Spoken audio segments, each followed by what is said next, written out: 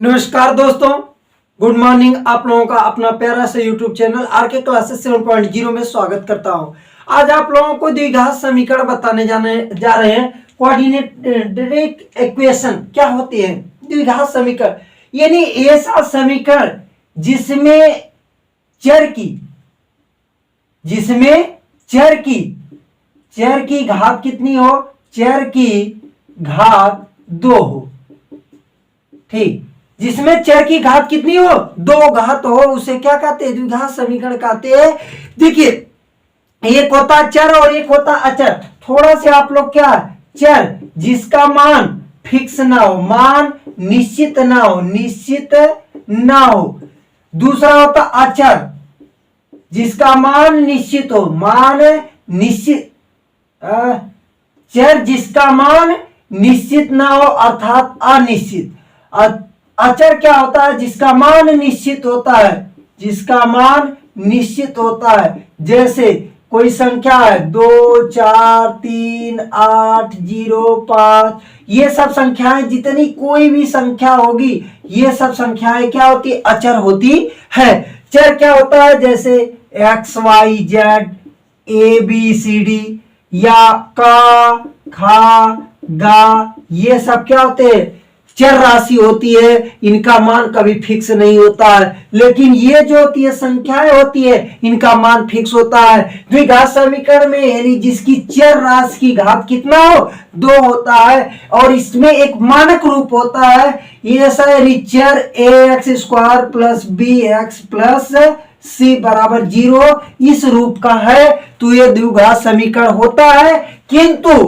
किंतु ये जो a का मान है वो 0 के बराबर नहीं हो सकता है।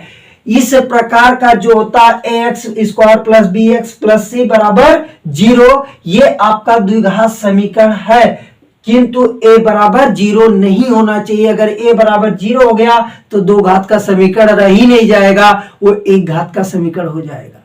इसके बाद अगर इस प्रकार का है तो इसमें जो होते हैं, अगर इसके 2 मूल, एक अल्फा है तो दूसरा बीटा होता है, जिसका मान क्या हो? इसके लिए हमको क्या करना होगा?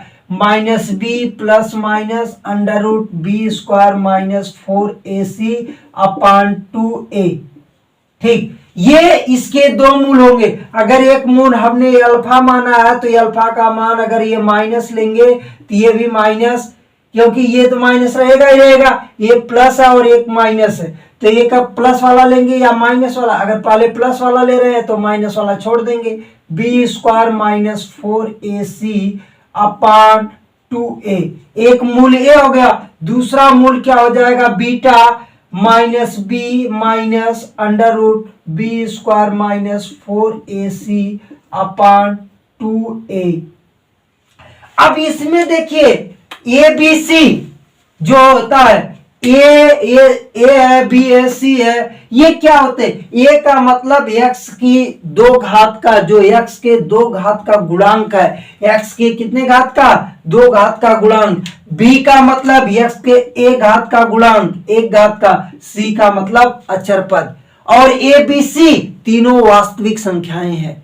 तीनों कैसी संख्या है? वास्तविक संख्याएं हैं। और इसके बाद आपका ये जो होता है माइनस, इसी को विविधकर बोलते हैं। ये होता है b² माइनस 4ac। ये जो विविधकर क्या होता है? b² minus 4ac। और इसके बाद हमने आपको बता दिया कि यदि 2 मूल अल्फा और बीटा है तो समीकरण एक मूल का मान ये होगा, दूसरे मूल का मान ये होगा। और ए बी सी ये जो तीनों क्या है? वास्तविक संख्याएं हैं। ए का मतलब आपका x² का गुणांक, बी का मतलब x का गुणांक, सी का मतलब अचर पद होते हैं। इसके बाद कि ये समीकरण ax² plus bx plus c बराबर 0।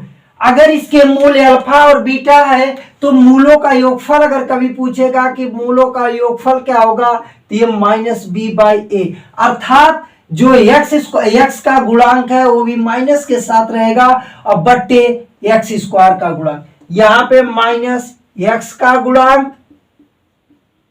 गुणांक बटे एक्स स्क्वायर का गुणा, ये होता है। अगर ये अल्फा इंटू बीटा पूछे तो सी बाई ए, यानी अचर